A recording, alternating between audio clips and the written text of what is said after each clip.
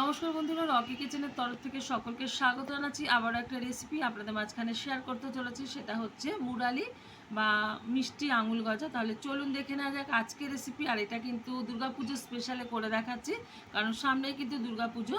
তো প্রত্যেকের ঘরে কম বেশি মিষ্টি মুখ হয়ে থাকে, তো সেই কারণে এটা আপনারা ঘরে তৈরি করে নিতে পারেন। তার জন্য নিয়ে নিয়েছি গামলার মধ্যে কিছুটা ময়দা। এবার ময়দাটা এক একটা উপকরণ দিয়ে মিশিয়ে মেখে নেব ভালোভাবে। প্রথমেই দিয়ে দিচ্ছি এখানে পরিমাণ মতো লবণ, দিয়ে দেব চিনি। এতে কিন্তু ভীষণ খাস্তা হবে। ভালোভাবে একটু নাড়িয়ে নিচ্ছি, মানে মিশিয়ে নিচ্ছি। এবার দিয়ে দেব এখানে সাদা তেল। ভালোভাবে কিন্তু এটা ডলে ডলে ময়াম দিয়ে নেব। ভালোভাবে কিন্তু ময়দাটা আমি বেশ কিছুক্ষণ ধরে ময়াম দিয়ে নিয়েছি, আর খুব সুন্দরভাবে কিন্তু ময়াম হয়েও গেছে। এখন আস্তে আস্তে করে জল দিয়ে এটা মেখে নেব।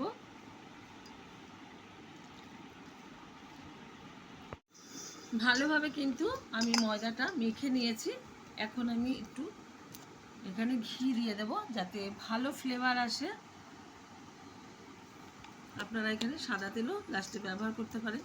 তো আমি ঘি দিয়ে দিলাম, যাতে ফ্লেভারটা ভীষণ ভালো আসে ভাজার পরে বা খাওয়ার সময়। আবার একটু ডলে নিচ্ছি। দুটো বড় বড় লেচি কেটে নিয়েছি, এই যে। এবার আমি কিন্তু রুটির মতো বেলে নেব। আর এটা কিন্তু মোটা রাখবো, রুটির মতো পাতলা করব না।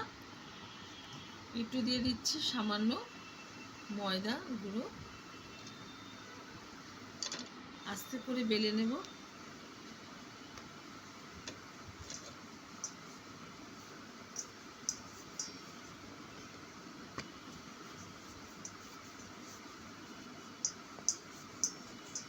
বেলে নিয়েছি, এই যে এরকম মোটা রেখেছি।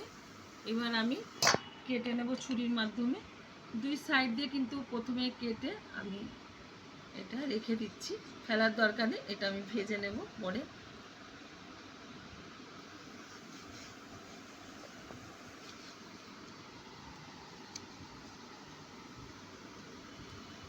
এবার আমি এরকম সরু সরু করে কেটে নিচ্ছি।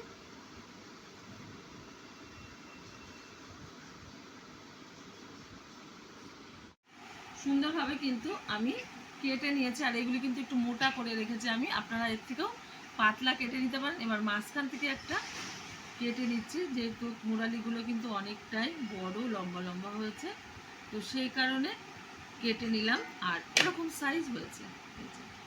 এবার আমি আরেকটা যে বাকি আছে লেচি, সেটাও এরকমভাবেই কেটে নেব। মুরালিগুলো ভাজার জন্য ওভেনে কড়াই বসিয়ে তাতে দিয়ে দিয়েছি বেশ কিছুটা সাদা তেল। আর এদিকে কিন্তু এই যে মুরালি বা আঙুল ভাজার শেপগুলো দিয়ে নিয়েছি। আস্তে আস্তে করে কিন্তু আমি এবার তেলের মধ্যে ছেড়ে নেব। আর এটা কিন্তু হালকা আঁচে ভেজে নিতে হবে, নাহলে কিন্তু হাই আঁচে ভাজলে উপরটা লাল হয়ে যাবে আর ভিতরটা কিন্তু কাঁচা থেকে যাবে, তখন আর খাস্তা হবে না।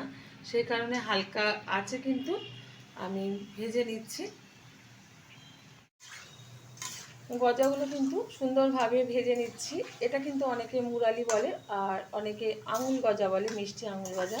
তো যে যাই বলুক, এরকমভাবে আমি একটু সময় নিয়ে এগুলি ভেজে নিচ্ছি। আগে কিন্তু এগুলি ভেজে নিতে হবে, তারপরে শিরা করতে হবে, কারণ এগুলি গরম থাকতে থাকতে কিন্তু শিরায় দেওয়া যাবে না। ঠান্ডা হয়ে গেলে দিতে হবে। গরম অবস্থায় দিলে নেতিয়ে যাবে, তখন আর খাস্তা মনে হবে না, নরম মনে হবে। তো এখন একটু সময় নিয়ে লাল লাল করে ভেজে তুলে নেব। গজাগুলো কিন্তু সুন্দরভাবে সময় নিয়ে ভেজে নিয়েছি, আর এটা কিন্তু খুব সুন্দরভাবে যে কালার চলে এসেছে। এখন তুলে নেব একটা পাত্রে। যেগুলো ভাজতে বাকি আছে সেমভাবে ভেজে নেব। গজাগুলো ভেজে তুলে নিয়েছি একটা পাত্রে। আর এদিকে কিন্তু একটা কড়াই, আমি মানে কড়াইটা চেঞ্জ করে দিয়েছি। কড়াইয়ের মধ্যে দিয়ে দিয়েছি কিছুটা পরিমাণে জল। এখন দিয়ে দেব পরিমাণ মতো চিনি। বুঝে কিন্তু দিতে হবে, যতটা গজা আপনারা ভাজবেন সেই অনুযায়ী কিন্তু চিনিটা ব্যবহার করবেন। এবার গলে যাওয়ার অপেক্ষা। শিরাটা কিন্তু অনেকটাই আমি ফুটিয়ে ঘন করে নিয়েছি, খুব ঘন করে নিয়ে যে একতারের মতো করে নিয়েছি। এখন আমি এর মধ্যে দিয়ে দেব এই যে গজা, যেগুলো ভেজে রেখেছিলাম দিয়ে দিলাম। এখন ভালোভাবে এই শিরার সাথে মিশিয়ে নেব। আমার এই রেসিপি যদি আপনাদের ভালো লেগে থাকে আপনারা অবশ্যই আমার চ্যানেলটিকে সাবস্ক্রাইব করবেন, লাইক করবেন, শেয়ার করবেন। সামনে যেহেতু নানা রকম পুজো শুরু হয়ে যাচ্ছে, আপনারা বাড়িতে অবশ্যই একবার এরকমভাবে ট্রাই করবেন। আশা করি ছোট থেকে বড় প্রত্যেকের ভীষণ ভালো লাগবে। অনেকেই কিন্তু এরকম আঙুল গজা খেতে ভালোবাসে। তো রাস্তায় যে কোনো মেলায় বা পুজো আছে এইগুলি বসে থাকে রাস্তার ধারে, তো সেখান থেকে না কিনে বাড়িতে একটু অল্প সময়ের মধ্যে এরকম করে নিলে কিন্তু আপনাদের ভালো লাগবে আশা করি। তো ভালোভাবে এখন এটা শিরার সাথে আমি নাড়িয়ে চাড়িয়ে নেব যতক্ষণ জমাট না বাঁধে শিরাটা, ততক্ষণ। এই শিরাটা কিন্তু জমাট বাঁধবে আর এটা কিন্তু দানা দানা হয়ে যাবে, তখনই কিন্তু এটা ঠিকঠাকভাবে হয়ে যাবে।